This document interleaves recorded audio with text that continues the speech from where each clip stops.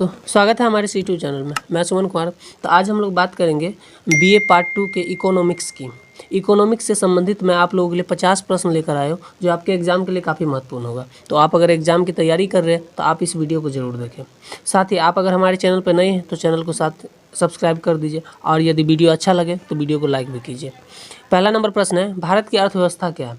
भारत की अर्थव्यवस्था कैसी है? इसका आंसर होगा ऑप्शन सी, मिश्रित अर्थव्यवस्था। भारत में मिश्रित अर्थव्यवस्था है। अगला प्रश्न है दूसरा, भारत की ग्रामीण जनसंख्या का प्रतिशत कितना है? भारत में ग्रामीण जनसंख्या कितने प्रतिशत भाग में रहती है? जिसका आंसर होगा ऑप्शन ए, 70% भाग सिर्फ ग्रामीण जनसंख्या की है, बाकी 30% शहरी जनसंख्या की है। अगला प्रश्न है तीसरा नंबर, वर्तमान में राष्ट्रीय आय से कृषि का योगदान कितना प्रतिशत है? वर्तमान में जो अभी है राष्ट्रीय आय, जितना भी हमारा देश का राष्ट्रीय आय है उसमें कृषि का योगदान कितना प्रतिशत है? कृषि का योगदान, आंसर होगा ऑप्शन बी, 17% योगदान अभी तक राष्ट्रीय आय का कृषि में है। राष्ट्रीय आय का कृषि के साथ है।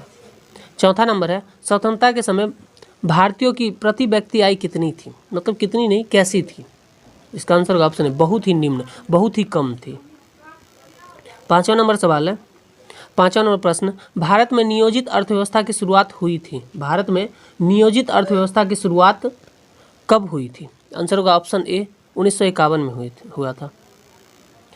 अगला प्रश्न है छठा नंबर, विश्व में भारत का पहला चावल उत्पादक में कौन सा स्थान है? विश्व में भारत का चावल उत्पादक में कौन सा स्थान है? कितने नंबर पे हम लोग आते हैं? ऑप्शन बी, द्वितीय, दूसरे नंबर पे हम लोग आते हैं। अगला प्रश्न है सातवां नंबर, भारत में सिंचित क्षेत्र का प्रतिशत कितना है? आंसर होगा ऑप्शन सी, 35%। आगे बढ़ते, अगर आप लोगों को ये वीडियो अच्छा लगा हो तो वीडियो को लाइक करें, और ऐसा लगता है कि इससे दूसरे स्टूडेंट का मदद किया जा सकता है तो आप इसे शेयर भी कर सकते हैं। अगला प्रश्न है आठवां नंबर, ऐच्छिक चकबंदी का प्रारंभ कब हुआ? ऐच्छिक चकबंदी का प्रारंभ कब हुआ? ऑप्शन है 1920 में हुआ। नौवां नंबर है, हरित क्रांति का तत्व नहीं है। हरित क्रांति का तत्व कौन सा नहीं है?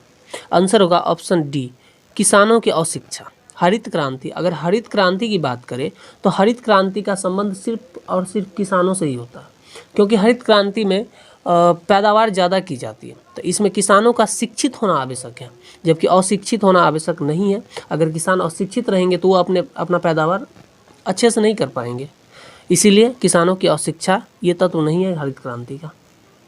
अगला प्रश्न है 10वां नंबर, भारत में नियोजन अर्थव्यवस्था की शुरुआत कब हुई? नियोजन अर्थव्यवस्था की शुरुआत 1951 में हुई थी। आगे बढ़ते हैं, अगला प्रश्न है 11 नंबर, राज्य सरकारी बैंकों की स्थापना कहाँ होती है? राज्य सरकारी बैंकों की स्थापना कहाँ होती है? ऑप्शन बी, राज्य के मुख्यालयों में होती है राज्य सरकारी बैंकों की स्थापना। 12 नंबर होगा, मध्यकालीन ऋण की समयावधि कितनी होती है? मध्यकालीन ऋण की समयावधि 3 वर्ष होती है। आगे बढ़ते हैं 13 नंबर, भारत में मौद्रिक प्रणाली होगा यहाँ पर। भारत में मौद्रिक प्रणाली कब अपनाई गई? ऑप्शन ए, 1956 में अपनाई गई। 14 नंबर, भारतीय खाद्य निगम की स्थापना कब हुई? भारतीय खाद्य निगम की स्थापना कब हुई? ऑप्शन ए, 1965 में हुई। भारतीय खाद्य निगम की स्थापना 1965 में हुई। 15 नंबर है, कृषि मूल्य आयोग का गठन कब हुआ? कृषि मूल्य आयोग का गठन कब हुआ? ऑप्शन सी, 1965 में हुआ। कृषि मूल्य आयोग का गठन कब हुआ? 1965 में हुआ। आप लोगों को अगर एक बार वीडियो देखने में याद नहीं होता तो आप इसको दोबारा देख लीजिए। आप जितनी बार मन हो उतना बार आप देख सकते हैं, और साथ ही आप कॉपी और कलम लेकर बैठिए जिससे आप इसे नोट भी कर सकें। 16 नंबर है, भारत में सामुदायिक विकास योजना कब प्रारंभ हुई? भारत में सामुदायिक विकास योजना कब प्रारंभ हुई? ऑप्शन सी, 1952 में प्रारंभ हुआ। 17 नंबर है, प्रधानमंत्री ग्राम सड़क योजना कब लागू की गई? प्रधानमंत्री ग्राम सड़क योजना कब लागू की गई? ऑप्शन ए, 2000 ईस्वी में लागू की गई प्रधानमंत्री ग्राम सड़क योजना। 18 नंबर है, भारत में पंचायती राज व्यवस्था के लिए नवीनतम संविधान संशोधन कब हुआ? पंचायती राज व्यवस्था के लिए नवीनतम संविधान संशोधन कब हुआ? ऑप्शन सी, 1993 में हुआ। अगला प्रश्न, यदि आपसे पूछा जाए पंचायती राज व्यवस्था की शुरुआत कहाँ से हुई? राजस्थान। इसकी शुरुआत किसने की? तो देश के पहले राष्ट्रपति पंडित जवाहरलाल नेहरू ने की। 19 नंबर है, मनरेगा योजना में महिलाओं को कम से कम काम दिया जाता है। मनरेगा योजना जो है इसमें महिलाओं को कम से कम कितना काम दिया जाता है? ऑप्शन बी 1/3 महिलाओं को काम दिया जाता है। 20 नंबर है, फेमा का संबंध है। फेमा का संबंध किससे है? फेमा का संबंध अगर बात करें तो इसका संबंध विदेशी विनिमय प्रबंध अधिनियम से संबंधित है, जो कि 1999 में आई थी। आगे बढ़ते 21 नंबर, भारत के पास कुल विश्व क्षेत्रफल का कितना प्रतिशत है? भारत के पास कुल विश्व का कितना प्रतिशत है? आंसर होगा ऑप्शन सी 2.4। भारत के पास कुल क्षेत्रफल का ओनली 2.4% है। और यदि हम जनसंख्या की बात करें तो कुल जनसंख्या का लगभग 17% जनसंख्या सिर्फ इंडिया में रहते हैं। इसी से आप जान सकते हैं कि हमारे देश का पॉपुलेशन कितना ज़्यादा है। हमारे पास जगह सिर्फ 2.5% है और जनसंख्या 17% है। उम्मीद है कि अब कम होगा, लेकिन कम होने वाला है नहीं, बढ़ेगा ही। और यदि आप लोगों का योगदान रहा तो नंबर 1 पे आ सकते हैं। 22 नंबर है, बिहार का शोक किस नदी को कहा जाता है? बिहार का शोक किस नदी को कहा जाता है? ऑप्शन सी कोसी नदी को बिहार का शोक कहा जाता है। इसका रीज़न ये है कि ये नदी अपना रास्ता बहुत ज़्यादा बदलती है, इसीलिए कोसी नदी को बिहार का शोक कहा जाता है। 23 नंबर है, भारत में सबसे अधिक गरीब राज्य का है। भारत में सबसे अधिक गरीब राज्य क्या है? तो गरीब राज्य है ऑप्शन बी उड़ीसा। अगला प्रश्न है 24 नंबर, बिहार का सबसे गरीब जिला कौन सा है? बिहार की यदि बात करें तो बिहार का सबसे गरीब जिला अररिया है। अगला प्रश्न है 25 नंबर है, भारत की जनसंख्या घनत्व 2011 के अनुसार कितनी है? जनसंख्या घनत्व अभी जनगणना 2011 में हुई थी, तो उसी के हिसाब से हम बात करेंगे तो उसके हिसाब से 382 थी। जनसंख्या घनत्व पर वर्ग किलोमीटर 382 थी। 26 नंबर, बिहार में महिला साक्षरता की दर कितनी है? बिहार में महिला साक्षरता की दर 70.3% है। अगले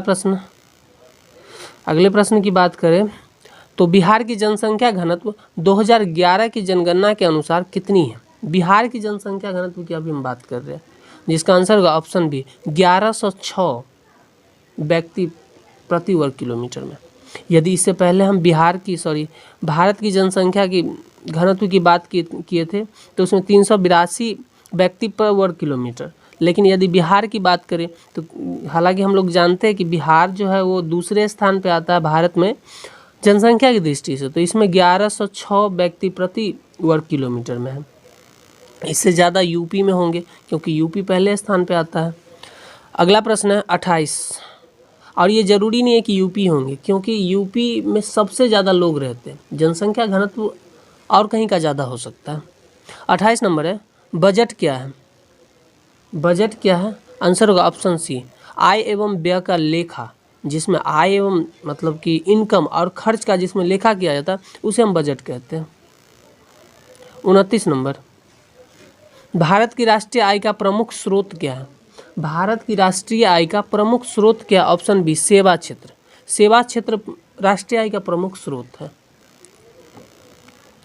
30वां नंबर है, हवाला क्या है? हवाला क्या है? ऑप्शन है विदेशी मुद्रा का अवैध कारोबार। विदेशी मुद्रा का अवैध कारोबार, जो कि अवैध कारोबार उसको कह सकते हैं कि अगर विदेश से कोई मुद्रा बगैर टैक्स दिए भेजते उसको हम अवैध कारोबार बोल सकते हैं, विदेशी मुद्रा का। अगला प्रश्न है 31 नंबर, भारत का सबसे बड़ा बैंक कौन सा? भारत का सबसे बड़ा बैंक ऑप्शन है भारतीय रिजर्व बैंक। इससे संबंधित आपको प्रश्न इस टाइप से पूछ सकते हैं कि बैंकों का बैंक किस बैंक को कहा जाता है? बैंकों का बैंक आपका यही होगा RBI, reserve bank of India. आपसे ऐसे पूछ दिया जाएगा कि केंद्रीय बैंक किसे कहा जाता है? भारत का केंद्रीय बैंक भारतीय रिजर्व बैंक ऑफ इंडिया। और अभी पूछा गया सबसे बड़ा बैंक भारतीय रिजर्व बैंक ऑफ इंडिया। और अगर पूछा जाए आरबीआई की स्थापना, इसकी स्थापना 1935 में हुआ, याद आप लोगों को रहेगा। उम्मीद करते हैं। अगला प्रश्न है 32 नंबर, भारत में किसे बैंकों का बैंक कहा जाता है? जैसा कि आप लोगों को बताया वही प्रश्न है कि बैंकों का बैंक किसे कहा जाता है? भारतीय रिजर्व बैंक ऑफ इंडिया बैंकों का बैंक है, क्योंकि नोट जारी यही करता है भारतीय रिजर्व बैंक ऑफ इंडिया। अगला प्रश्न है, भारत का सबसे बड़ा व्यापारिक बैंक कौन सा है? व्यापारिक bank, option B SBI state bank of India. यहाँ व्यापारिक बैंक की बात कर रहे हैं तो वो केंद्रीय बैंक है, तो state bank of India Bharat का सबसे बड़ा व्यापारिक बैंक है।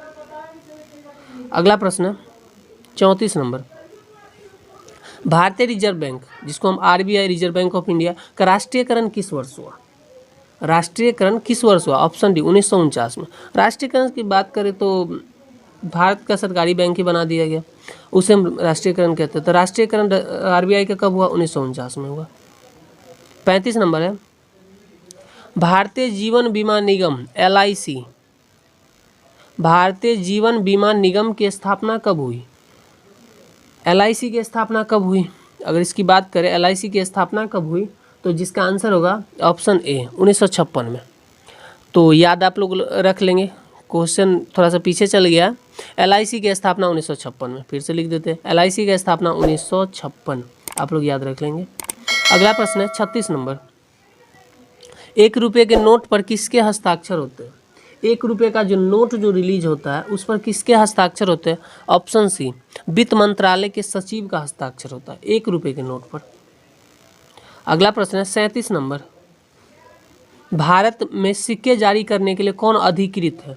भारत में सिक्के जारी करने के लिए कौन अधिकृत है? ऑप्शन बी वित्त मंत्रालय सिक्के जारी करने के लिए अधिकृत है। 38 नंबर है, भारत में मौद्रिक नीति कौन बनाता है? भारत में जो मुद्रा का जो नीति होता है वो कौन बनाता है? ऑप्शन सी भारतीय reserve bank of India RBI। अगला प्रश्न है 39 नंबर, भारत में हीरे की खान कहाँ? हीरे की खान भारत में कहाँ मिलती है? ऑप्शन सी मध्य प्रदेश में हीरे की खान है। 40 नंबर, भारत किसका आयात नहीं करता? भारत किसका आयात नहीं करता? आंसर होगा ऑप्शन ए लौह अयस्क का आयात नहीं करता। अगला प्रश्न है 41 नंबर, कृष्ण क्रांति ब्लैक रिवॉल्यूशन, कृष्ण क्रांति का संबंध किससे? कृष्ण क्रांति का संबंध किससे है? ऑप्शन बी खनिज तेल उत्पादन से। अगला प्रश्न है 42 नंबर, विश्व कोयला उत्पादन में अग्रणी देश कौन सा? विश्व कोयला उत्पादन में अग्रणी देश कौन सा? ऑप्शन ए चीन, चाइना कोयला के उत्पादन में सबसे आगे है। अगला प्रश्न 43 नंबर, कोयला उत्पादन देशों में भारत का कौन सा स्थान है? कोयला उत्पादन देशों में भारत का तीसरा स्थान है। अगला प्रश्न 44 नंबर, भारत में सबसे बड़ी तेल शोधन कारखाना कहाँ स्थित है? तेल शोधन, आंसर होगा ऑप्शन बी जामनगर। 45 नंबर है, भारत के किस राज्य को चीन का कटोरा कहा जाता है? सॉरी चीन का नहीं होगा, चीनी का कटोरा। भारत के किस राज्य को चीनी का कटोरा कहा जाता है? आंसर होगा ऑप्शन ए उत्तर प्रदेश। उत्तर प्रदेश को चीनी का कटोरा कहा जाता है। आप लोगों से कभी पूछ दिया जाएगा धान का कटोरा किसे कहा जाता है, चावल का कटोरा किसे कहा जाता है, तो धान चावल की बात करें तो उसको छत्तीसगढ़ को कहा जाता है। 46 नंबर, भारत में हरित क्रांति का सर्वाधिक प्रभाव किस पर पड़ा? हरित क्रांति का सर्वाधिक प्रभाव किस पर पड़ा? तो ये गेहूं पे पड़ा, क्योंकि अगर आपको इस टाइप से भी पूछा जाएगा कि हरित क्रांति की प्रमुख उपज क्या थी, तो गेहूं होगा। हरित क्रांति से सबसे ज़्यादा फर्क पड़ा तो गेहूं और क्या कहते हैं उसको चावल पे पड़ा। तो इस तरह से आपको घुमाकर प्रश्न पूछ सकता, सर्वाधिक प्रभाव पूछ दिया जाएगा। उपज क्या थी हरित क्रांति की, तो गेहूं होगा। अगला प्रश्न है 47 नंबर, भारत में सबसे अधिक प्याज उत्पादन करने वाला राज्य कौन सा है? सबसे अधिक प्याज उत्पादन करने वाला राज्य, ऑप्शन सी महाराष्ट्र। महाराष्ट्र में भी एक जगह है नासिक, नासिक में प्याज का उत्पादन बहुत ज़्यादा होता है। सॉरी नासिक होगा, नासिक में प्याज का उत्पादन ज़्यादा अधिक होता है, तो ये महाराष्ट्र में। आगे बात करें 48 नंबर, भारत की प्रमुख खाद्य फसल क्या है? भारत की प्रमुख खाद्य फसल क्या है? प्रमुख की यदि बात किया तो ये चावल है, चावल प्रमुख खाद्य फसल में आता है। 49 नंबर, भारत में सर्वाधिक उत्पादन होता है। भारत में सर्वाधिक उत्पादन किसका होता है? ऑप्शन सी तिलहन का सबसे ज़्यादा उत्पादन होता है भारत में। अगला प्रश्न है और लास्ट है 50 नंबर, विश्व में तंबाकू का सबसे बड़ा उत्पादन एवं उपभोक्ता राज्य कौन सा, राष्ट्र कौन सा? सबसे बड़ा चाइना, चीन तंबाकू का सबसे बड़ा उत्पादक देश है। तो ये था आपका 50 प्रश्न। उम्मीद करते हैं आपको वीडियो बहुत ही अच्छा लगा होगा। अगर वीडियो अच्छा लगा हो तो लाइक कर दीजिए, नए हैं तो सब्सक्राइब कर दीजिए। ये सब पुराना हो चुका है, आप लोग बगैर कहे हुए कर दीजिए। खैर मिलते हैं अगले वीडियो में, तब तक के लिए जय हिंद।